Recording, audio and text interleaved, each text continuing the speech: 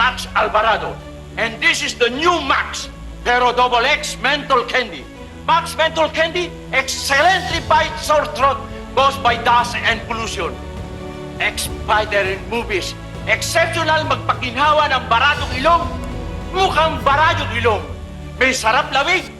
Wala. Narito po tayo ngayon sa Montalban, Rizal at atin pong bibisitahin ang isa sa mga anak ng movie icon na si Max Alvarado.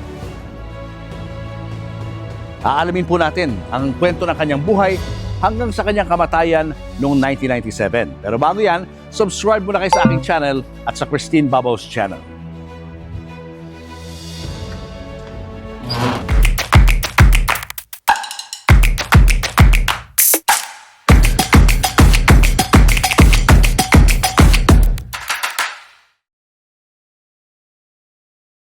Hi, Marina. Hello.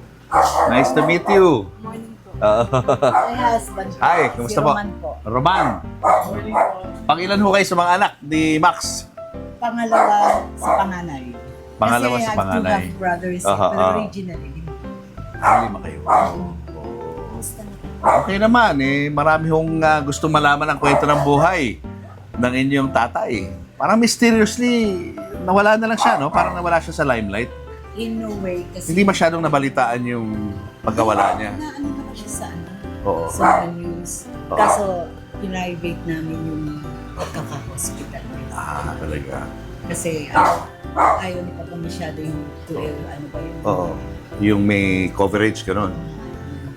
Anong kinamatay niya? It's a long story kasi Tama. almost a month siya nasa hospital. Oo. Ay, Talaga? ako, dalawa yan, namatay yung isa eh. Pasok po kayo. Aha. Ayan. May mga ano ho kayo niya, mga picture niya. Ito kami. Oh, okay sa hair ah. Oo, sa San Antonio Village yan sa Makati. Aha. My sister, brother ko. Wala dyan si Kuya Tony, hindi nakuwanan yung... Ikaw to? Apo, Ikaw ang panganay. pangalawa sa Nga pala, no? Pang-apat to, pang-lima, pangalawa kasunod ko. Si Oo. Kuya Tony lang ang wala dyan Si eh. Tony ang Oo, hindi wala. nakuwanan eh, kasi may ginawa siguro. Oo. Si mami mo, nasaan na? Patay na rin. Wala na rin. Mm-mm. After 6 years na yun na namatay ang papa. Oo. Wow. Okay sa ano. Actually, dito madami rin ako kaso ano. Noong paano nagsisimula pa lang siya, kontrabida na siya talaga. Actually, he was a dancer before. Dancer? Dance instructor siya. Oo, talaga? Oo. Galing ah. Nobody knows it. Pero madalas, after nung nalaman nila na naging dancer ang papa, Oo. nagigest siya sa mga TV, nagsasayaw. Kahit sa movies, nag-ano rin siya, nagsasayaw. Dancer pala siya. Sino nakadiscover sa kanya? Ang alam ko po, dun sa From Dancing, inano siya na sa Premier Production. Oo. Yung Premier Production. Ito, sino to? Yan ang aking pamangkin. First pamangkin ni Papa. Ay, apo ni Papa. Oo. Ito, Yan yung nanalo siya sa FAMAS. sino to? Si Tita Marisa. Marisa. Delgado. Ah, siya yan. Oo. Mupunta yan sa bahay namin sa Makati. Anong napanalunan niyang movie? Yung ang kampana ng Santa Quiteria. Anong role niya ron? Kontrabida. Kontrabida. Mm-mm. And he won Best Supporting. Best supporting. Meron dyan nawala yung Quezon City Film Festival din sa kampana rin. Nax! Sa bigote. Pam Brown. Ang dami rin ginawa na iba pang mga solo. Na-nominate Okay, siya, first nomination niya, yung Ang Sawa sa Lumang Simboryo. Ooh. Way back 1960. Ito, sino po ito? Ay, hindi ko kilala. Yung mga scene yan. Pamangkin, ay, apo niya rin. Apo niya rin. Si B.A. Oo. Yan, Panday. Itong outfit na to, yung sinasabi mo? Oo. Nawala? Pati yung sombrero. Nabaha? Sayang. Pati yan. Ito, no? Panday ito, no? Panday. Yan yung sa Max. Max Candy, Candy. oo. Ito, jacket na natira pa sa akin ng papa. Ah. Ito, naundoy na to. Kaya may punit na, no? Oo. Pero kita mo naman, original lahat yan. Oo. Ito, regalo to kay Papa galing States, ni North Nepomuceno. Isang artista rin, kontrabida. Okay. Lahat ng bigay ng mga kaibigan niyang artistang kontrabida, galing sa States, pinangangalagaan niya. So ito medyo ayos na ayos. Oo. Nagamit pa niya to sa commercial? I think, oo, nagamit niya to. May, Oo. may brown pa nito eh, kaso wala na yung brown eh. Nasa Oo. kapatid kong isa. Oo. Mahilig talaga siya sa mga leather jacket. Leather jacket, mga Oo. jacket. Tsaka gusto niya terno-terno. Oo. Paano terno? Kung pula, pula rin ang hat. Kung stripes, gusto niya katerno rin ang kulay. Oo. Basta kulay, pati pantalon, gusto Oo. niya. Oo. Kung yellow, yellow lahat. Oo. Ang papa kasi dapat maayos ka palagi. Oo. Ayaw niya yung para at least presentable ka. Oo. So ito na lang ang naitago niyong memorabilia sa Oo kanya. nga, yung tagal na. Wala na. Wala na. Ano mga nawala? Yung mga famas ni Papa, yung sa kanyang Quezon City Film Festival Award. Mm. Tapos yung mga write-ups na nasa album, kinakat niya yun, isa-isa. Tapos yung mga photos namin family, Wala na rin lahat. wala na rin. Ano yun?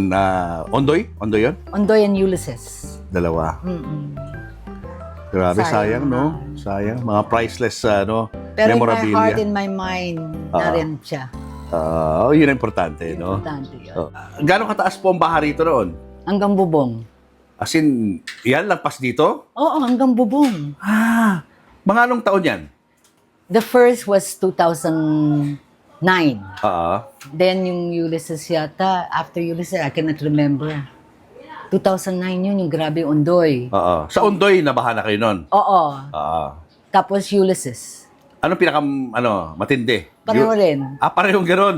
Lampas bahay. Lambas bubong. Talagang bubong. Ang lampas bubong. So, anong ginawa niyo ho? Evacuate. Saan po kayo nagpunta? Diyan po. Ito. Itong building na to. Yang bahay po yan.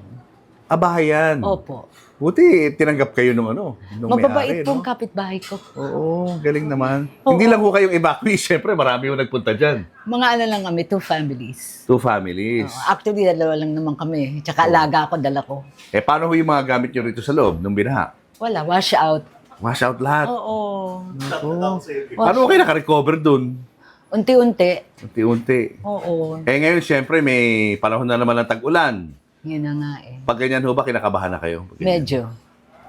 Pero mas ngayon parang nakakasanayan. Oo. Diba? Pero may trauma di ba? The Alam mo first yun, yung time fear, was, no? the first time was terrible. Kasi when I retired, Oo. na-wash out lahat yung pinagpundar ko ba. Oo. Pero no regrets. Kasi more blessings will come naman after. Gano'ng katagal na ho kayo nakatira dito? 1997. Kasi, Kasi nung nalaman ni Papa na nagpapagawa na kami ng bahay, tuwan-tuwa siya. Actually, ang intention ko was for him, to stay with me. It's just too bad. Ilang taon na po si Papang nung siya po'y pumanaw? 1929, 1997, 68. 68 na rin siya. 68. Sudden. Sudden bigla, Kasama na ho natin ang pangalawa sa mga anak po ng sikat na kontrabida noong mga unang panahon sa pelikula na si Max Alvarado. Kasama po natin si Marina Teodosio. Hi, Marina. Hello po. Welcome to my channel. Thank you. Kamusta na kayo? It's been how many years since Tito Max Alvarado passed away? Yeah, 1997. 97. It's April 6, 1997. Oo. So it's about 28 years. Oo. Marami kasi ang siguro lalo na yung mga bagong henerasyon na mga movie fans hindi masyadong alam kung ano bang dahilan ng pagpanaw ni Max Alvarado. Ano nga ba? What happened was, naalimpungatan daw ang Papa. Tapos nung tumama yung leeg niya sa corner ng table. Tapos tumawag yung brother ko na nasa hospital ng Papa. Na-paralyze ang Papa. Down. Dahil doon sa Yun sa may leeg nga sa daw. may leg. Mm-mm. Yun ang nag-cause ng Oo. Yun ang sabi niya sa akin. So, yung kalahati ng katawan niya, from bewang pababa, yun ang na-paralyzed. So, almost a month siya sa hospital. Tapos, na-operahan pa siya. 2 to 3 days after the operation, yun na. Wala na. Nawala na ang Papa. And it lasted for how many days sa hospital? Actually, almost 1 day na lang, 1 month na siya. Mag-1 month Taga siya. Doon sa World City Hospital na ngayon. Oo. And during that time, sa loob ng hospital, nadadalaw niyo siya? Every day. Every day? He makes it a point na tumatawagan ako ng mother ko na sabihin, papuntayin ako because I'm a daddy's girl. Okay. Paborito ka niya? Oo. Kaya, I make it a point, paglabas ko sa office, pupunta ako sa kanya. Sometimes, nagre-request siya. Nakakausap ko naman siya. Sometimes, sabihin niya na, Nak, dala mo akong, luto mo ako nilagang baka. Favorite niya yung pag ako nagluluto. So, very heartening sa akin dahil nung una hindi ko talaga matanggap. Nahihirapan ako natanggapin. Pero syempre, life goes on. We have to move on. But it takes time. Yeah. Tagal. Kinikwento niya, Nak, hindi ako makagalaw dito, pero okay lang ako, ganun-ganun. Pero later on, parang nagkaroon siya ng parang pulmonary na. So parang binutasan pa siya rito. Okay. Para makasalita. Oo. Yun. Maraming ginawa. Habang nakikita ko nahihirapan siya. Minsan ayoko pumunta kasi ayoko pakita sa kanya na hinihinaan ako ng loob. Everyday naroon kami magkakapatid. Hindi maring hindi kami pumunta kay Papa. Ano mga naikikwento sa inyo ng tatay mo, especially doon sa mga huling moments ng life niya? Ano mga binabanggit niya? Sinabi niya na, Nak, nagpapagawa ka na ng bahay. Tutuwa ako sa'yo. Ganun. Itong bahay na to? Oo. Tutuwa ako dahil kakaroon ka na ng bahay. Tapos may kasama ka na sa buhay. Parang feeling ko na gusto niya na stable ako. If ever na mawawala siya. Nasisense ko yun eh. Nasisense ko na okay na yung mga anak ko, okay na ako. Parang ang feeling ko, pwede na siyang umalis. Pero ayoko lagay sa isip ko yun eh. I don't want to accept it kasi ayoko nga mawala siya. Yes. Pero I know, happy siya. Nung umalis siya? Happy siya. Masaya siya dahil mga anak niya hindi siya pinabayaan. Actually, 7 kami. I have 2 half-brothers, pero close-knit kami talaga. Lahat kami naroon kay Papa. Hindi namin siya iniwanan. Anong mga huling sinabi niya sa inyo bilang isang pamilya? Wala siyang sinasabi na,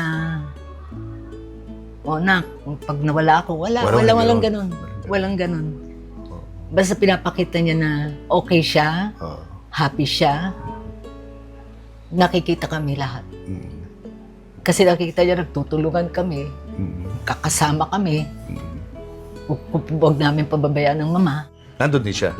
Hindi na siya umalis. Naroon na siya sa tabi ni Papa.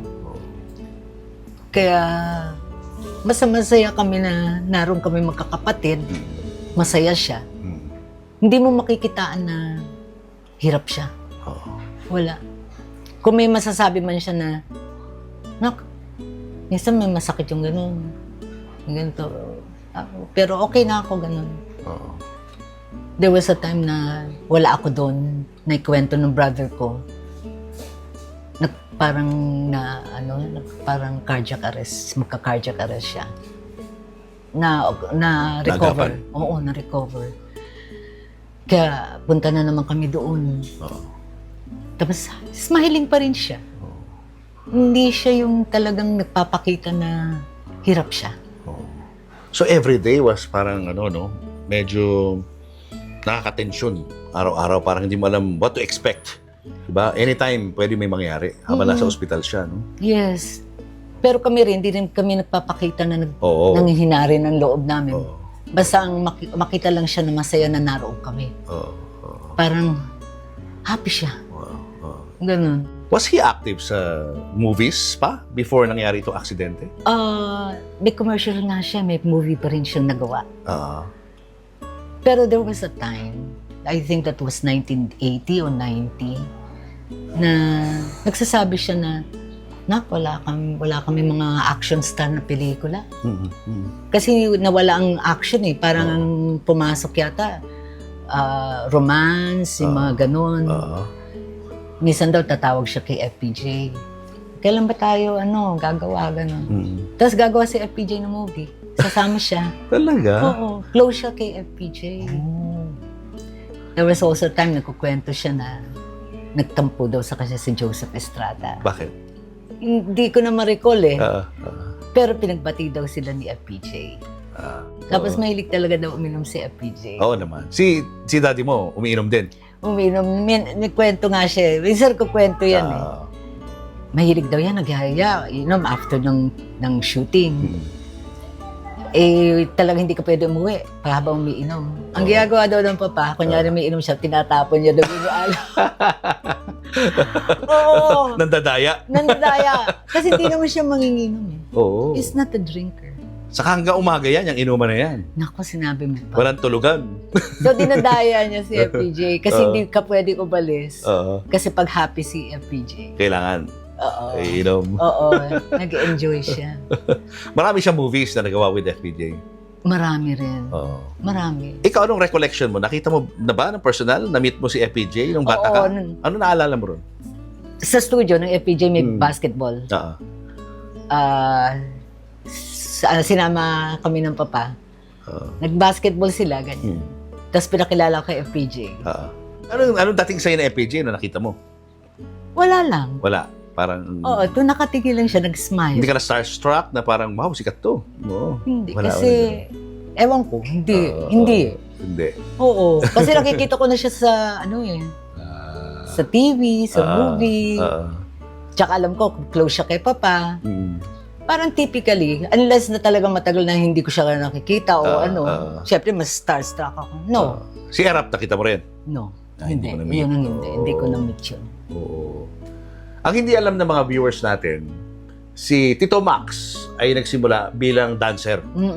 Kaya kwento mo sa amin, para bang beginnings ni Tito Max sa industriya? Actually, hindi ko pa alam na dancer ang papa. Pero nagtuturo siya ng sayo sa akin. Oo, tsaka sa sister ko. Ano mga sayaw yan? Anong klase? Anong style? Cha-cha. Tango. Yung mga cha-cha, tango. Ang hindi ko makaya yung, yung rumba ba yun? Ano ba yun? Mga rumba, gano'n. Hindi ko kaya yun. Mahirap yun. Pero sila nang mamang galing. Pati nanay mo, mahilig din. Doon sila nagkakilala. Ano, dancer sila pareho? Ang galing din. Ano to? Lumalabas na sa TV to o hindi pa? Hindi. Parang... lang sa dance studio lang. Parang DI, gano'n. Oo. Yung DI ngayon, di ba yung tawag nila yung mga sumasayaw sa mga club, sa mga bar. Gano'n.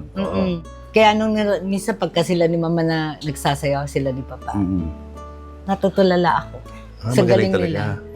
Graceful, at saka talagang suwabe na... Professional talaga ang dating. Kaya ikaw dancer ka rin eh. Mukhang namana mo sa kanila. I was. Di ba? You were a dancer before. Even with Channel 9, nag-choreograph din ako ng yung mga Christmas parties. Nananalo rin kami. See? Nasa dugo yan. So, paano naging artista kung dancer? Ano kasi storya? Kasi doon daw sa dancing school na yung dance, yun. Sabi na, ba't di ka mag-artista? Pwede kang kontrabida. Yun daw ang sabi kasi sa mukha ni papa. Matangkad ba siya? 5'8", 5'7". Hindi naman pala super tangkad, no? Tapos, yun, parang merong nakadiscover sa kanya. Hindi ko alam kung basta Larry Santiago ba o Premier Production. Basta yung mga yung mga production na yun ang kumuha kay papa. Yung gumawa na siya ng movie, na nakita na siya ng meron potential siya. Kontrabida. Tapos, balitaan ko nga yung na-nominate siya sa FAMAS din nung Sawa sa Lumang Simboryo. Se Padilla Jr. yata yung doon. Na-nominate ang papa doon. Oo.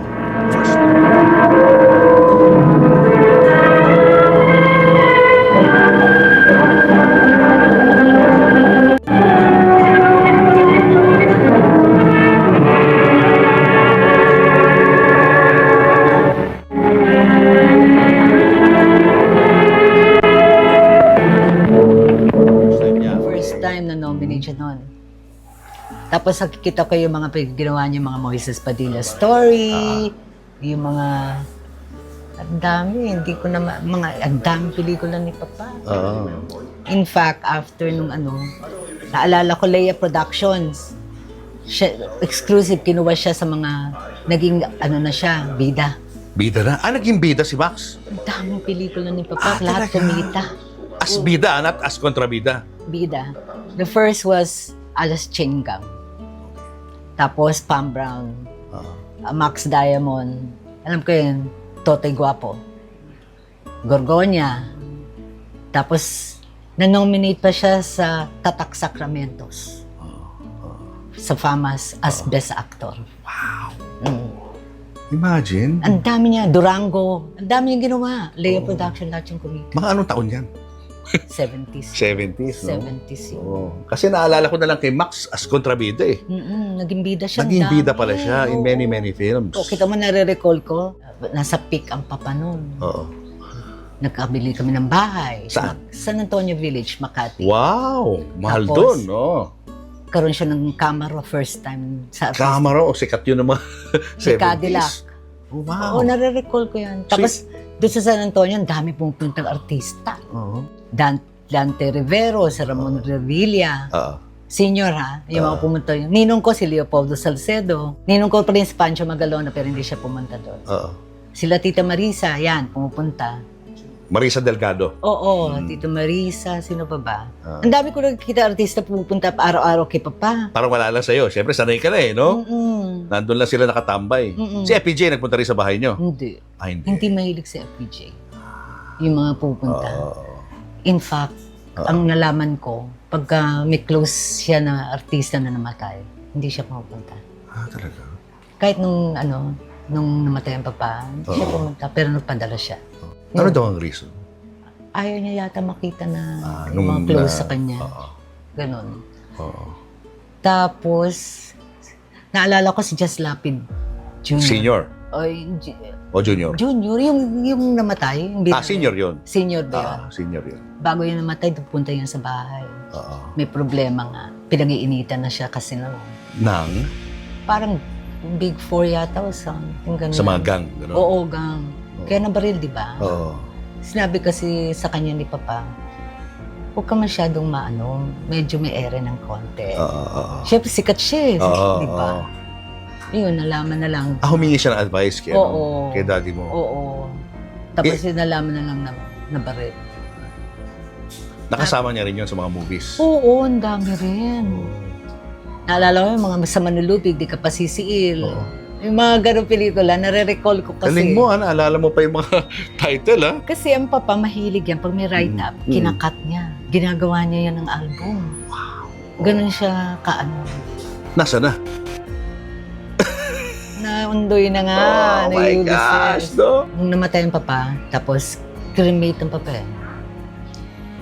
Merong isang writer, panorama pa yun eh.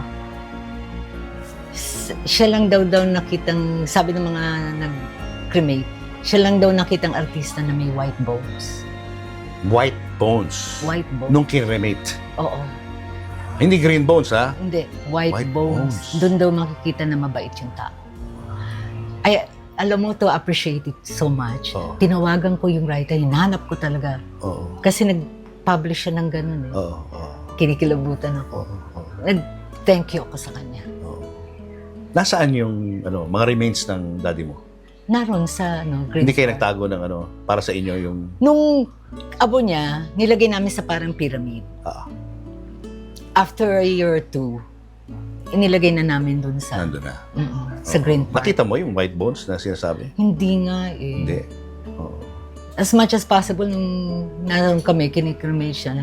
Nasa malayo lang ako. Sa malayo lang ako. Malambing yan. Pagka, tutulog pa kami, pag gusto niyo manggising, mamasahin yung mga likod namin. Tsaka hindi maagad nagagalit ang Papa unless na talaga may kasalanan ka. Hindi na mamalo. There was one time. Kasi kami ng sister ko, hindi kami umuwi overnight ba? Umuwi kami, pinalo kami ng Papa. Kasi nag-alala daw. Pero that was the first and the last. Naawa rin siya. Hindi sila nag-aaway ng nanay mo?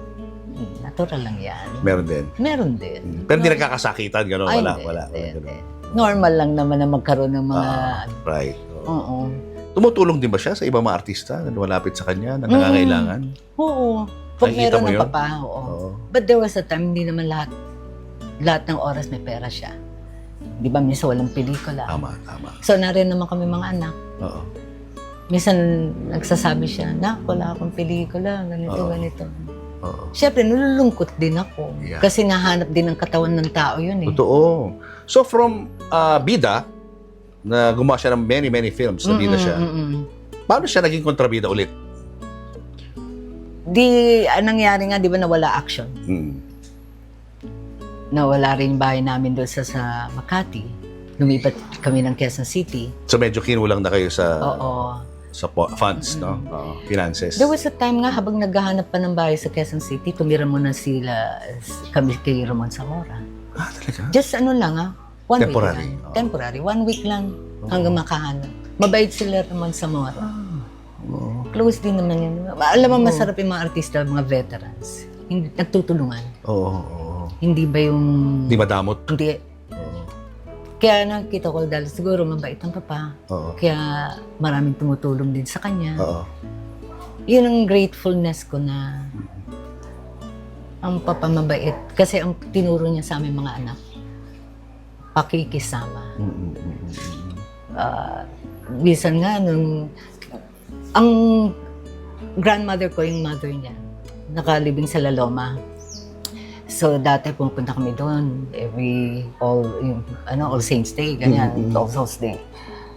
Kaso, may mga, alam mo na, mga siraulo nagsasabi, Max Alvarado, Ilong, yung mga ganon. Minsan gagalit yung mga kapatid ko, sabihin ng papa, huwag niyo napansin. Hanggang kesa mapaaway yung mga kapatid kong lalaki, hindi na kami nakakapunta. Iniwasan niya na yung maraming tao. Ganyan ng papa, may iwas siya na ayaw niya ng gulo. Pero lagi yun, yung nagpaparinig yung mga tao sa kanya. Yung mga siraulo nga, di ba? Matambay, gano'n. Oo. Tatatawanan lang niya, gano'n. Pero ang papa, pagka binati mo siya, hi Max, talagang Chichikahin ka niya. Oo. Kahit yung mga cameraman, yung mga crew. Ilang taon ka nung lumipat kayo ng bahay? Una sa San Andres kami. San Andres. Tapos, San Antonio Village. Tapos, Quezon City. 1970s yun. Kasi nagtrabaho ako sa RPN9, 1978 eh. Okay. Graduate ako ng high school, 1974. So, naaalala mo na yung times na medyo nakakaproblema na yung family niya sa finances?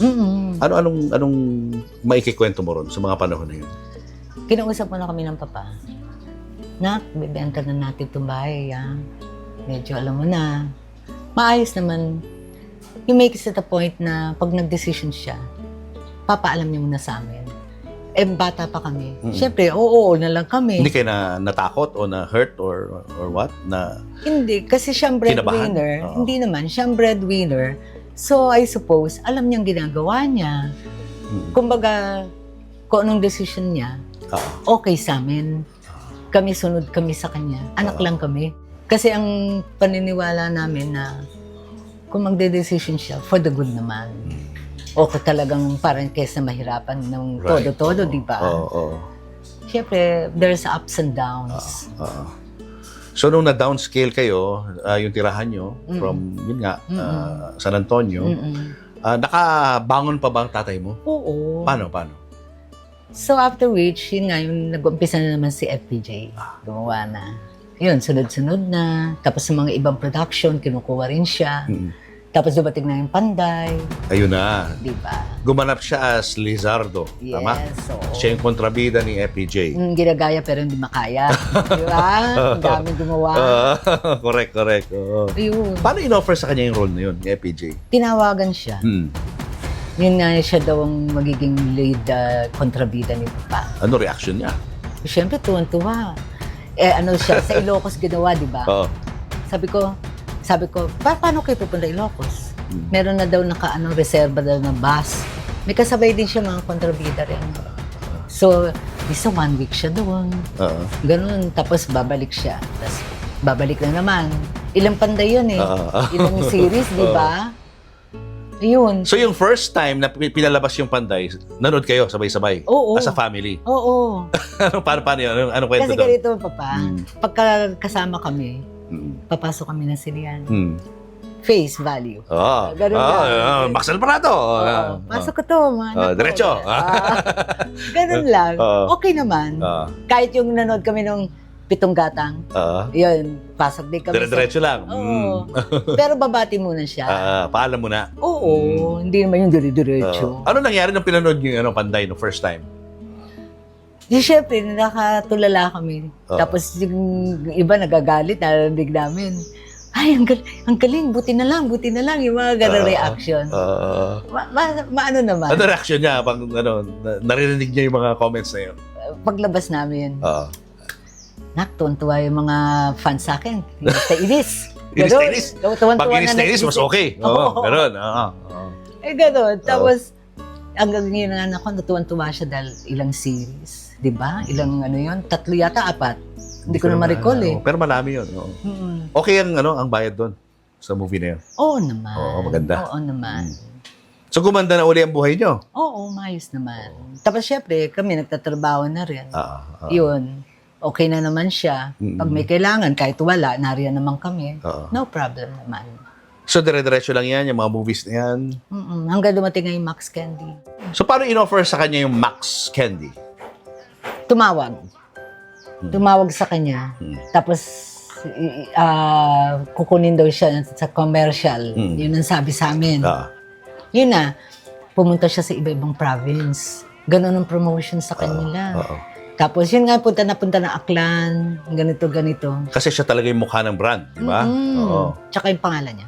Pangalan. Nagpaalam ba yun bago ginawang Max Candy o talaga Max Candy na siya? Max Ken, wala pa. Wala pang pangalan? Oo, kumbaga siyang first endorser.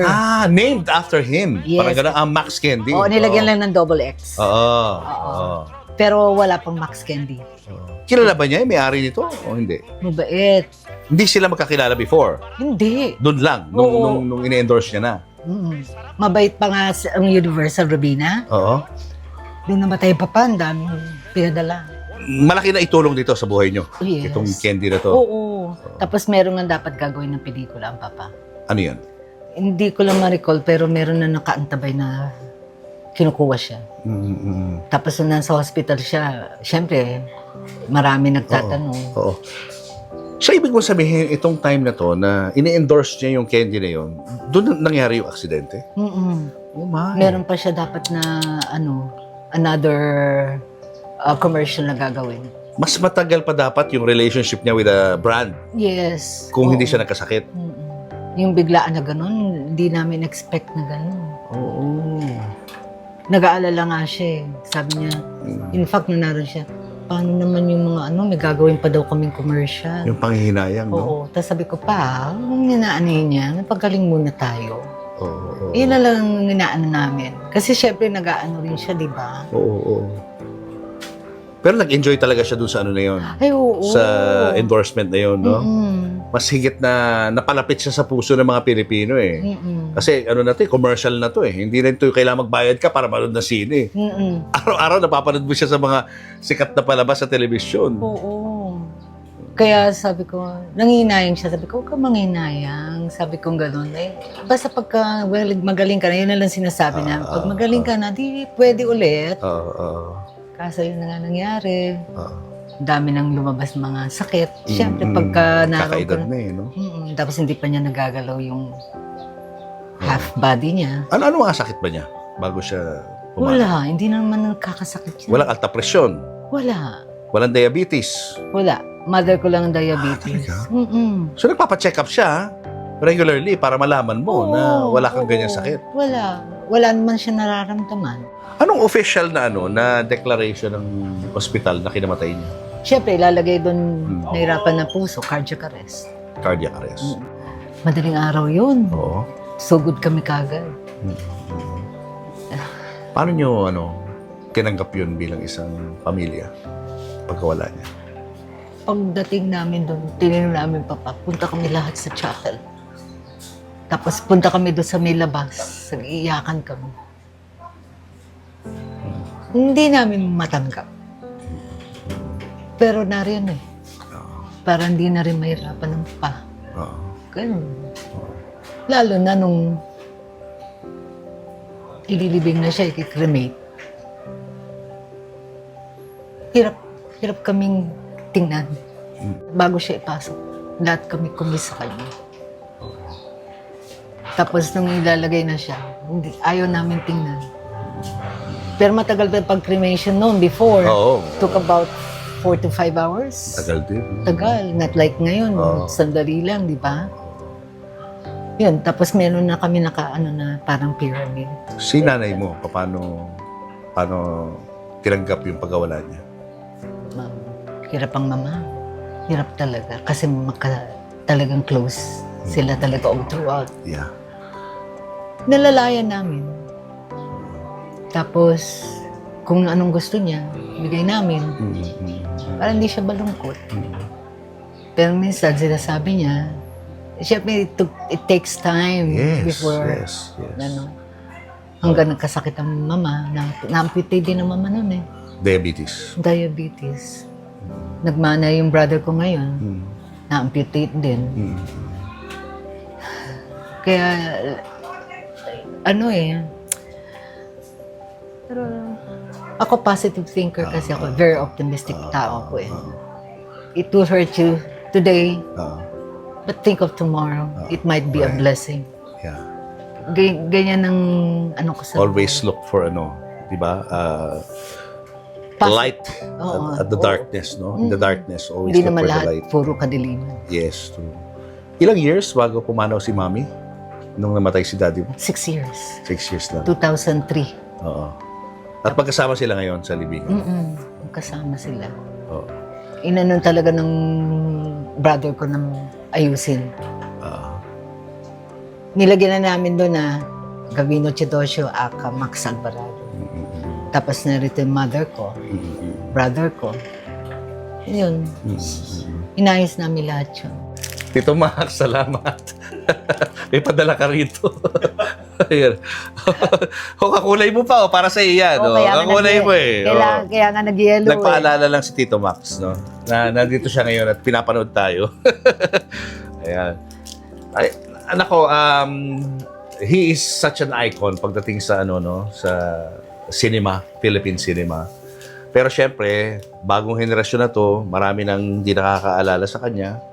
Ngayon, siguro, if you refresh yung mga YouTube movies, maalala niyo siya muli, siya pala yung Max Alvarado noon, yung ito endorser ng ng Max Candy.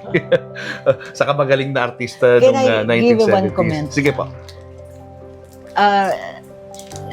Many people are saying na icon ng papa, legend ng papa. Meron lang ako naisip, bakit dun sa Walk of Fame, wala ang papa dun? Wala pa. Wala pa rin siya doon?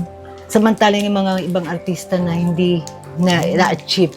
My father is incomparable. Oo naman. Okay. Oo naman. Hindi ko sinasabi na yung na-achieve nila hindi equal.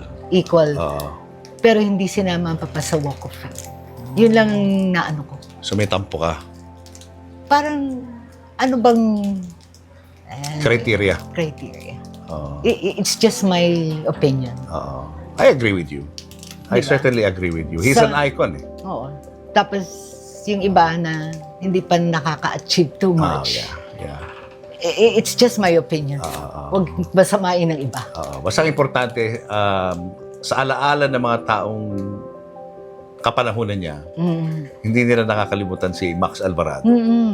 Max Alvarado is Max Alvarado. Isang kilala at sikat na kontrabida ng mga panahon na yan. Why are you so proud of your dad? Hindi bilang artista. Bilang father ko.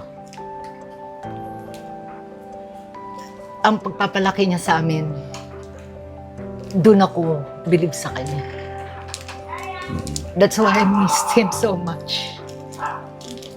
Mahal na mahal ko ko. Kahit kami magkakapatid, ang laki ng respeto namin, pagmamahal namin. Pinalaki niya kami ng maayos. Not as an actor, as a father.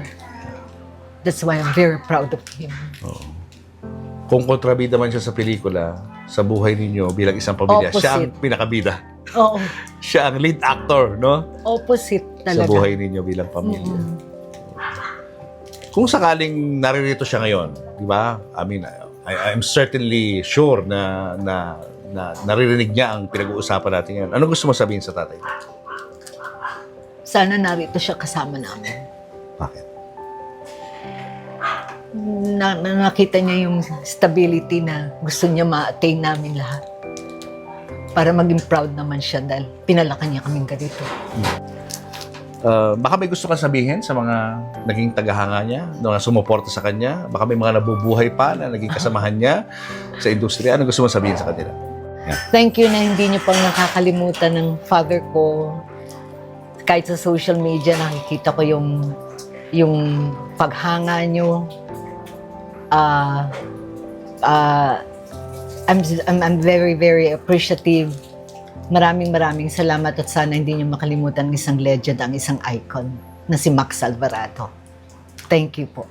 Thank you, Marina. Thank you for sharing Tito Max's Salamat. story at ang story ng pamilya niyo dito sa aking channel. Salamat. Thank you. Thank you. Thank you very much. Hello there, teammates! Kasama ko na ngayon ang bilyonarya ng taon. Hoy! Di ba One week na, one week na lang, pa. bilyonarya na siya. Yes! At nandito kami sa Chicks ni Otit. Yeah. Ikaw ang chick. Yes, siya si Otis. Singular. Yan si Otit. Ayan. The Secrets of Wilma. Yes, Pero yes. ngayon naman tayo sa bag raid. Bag, Eh, yeah, kasi I alam mo just maraming marites sa channel ko. Gustong-gusto nila lagi yung alamin, yung marites. Ano ba naman ang bag ng mga celebrities? Yan. Okay, sa Ah. lahat ng celebrity, Yan. ako yata ang hindi masyadong mahilig sa mga looks. Branded, actually. Alam mo yan ever since. Pero ako I make sure, dahil again, mga, papunta na tayo ng golden. Ah, yeah. For what reason? Gusto ko ng mga malalaking bag kasi marami akong nilalagay. Yun na. Yan. So, ito, dugtungan mo na lang to, Wilma. Wilma doesn't blank. Oh, Wilma doesn't please like and subscribe. Ang hindi mag-like at hindi mag-subscribe, nakaw! Julius and Tintin, para sa pamilyang Pilipino, would like to thank the following. Raja Travel Corporation, with you on your journey. David Salon, whoever you are, whatever you do, David Salon brings out the best in you. Coco Life, believing in the Filipino. Babyco Baby Wipes, and Frida Feminine Napkins. Universal Robina Corporation. The Kabalen Group of Restaurants. Ideal Vision. Revlon for my makeup. Goldmine Rice. Mono Quadratic made-to-order home and office furniture. DeLonghi Coffee Machines. Enagic from Japan, Kangen water machine. Email us for inquiries. Health Cube Medical Clinics. Uratex. Clean Echo. Orofan, the heart of every home. Cupid's Cologne, Love Mist, and Kiss Me Red scents. To order, email tonybbabaw@gmail.com.